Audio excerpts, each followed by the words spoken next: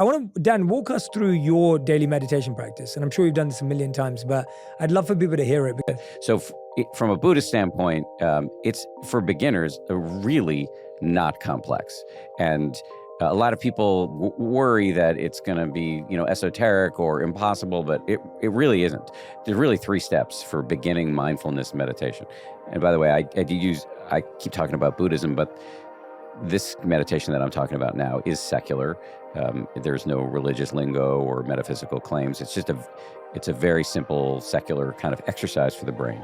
And the first step is just to sit or lie down comfortably, close your eyes. And the second step is to bring your full attention to the feeling of your breath coming in and going out.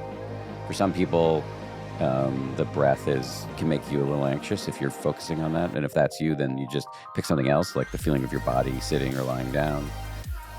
So that's step number 2. First, get into a comfortable position, sitting or lying down. Second, pick something to focus on, like your breath or the feeling of your body.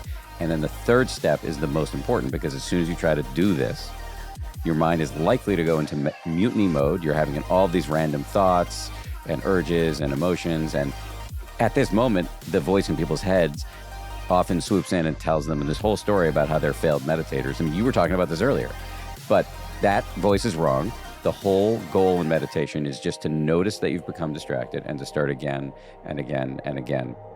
And the waking up from distraction is not proof of failure. It's actually proof of success, because the whole goal here is to get more familiar with this inner conversation that we're all having, this inner narrator that is chasing us out of bed in the morning and is yammering at us all day long. You just want to get more familiar with this cacophony so that it doesn't own you as much. So it's really that simple. Pick one thing to focus on, usually the breath.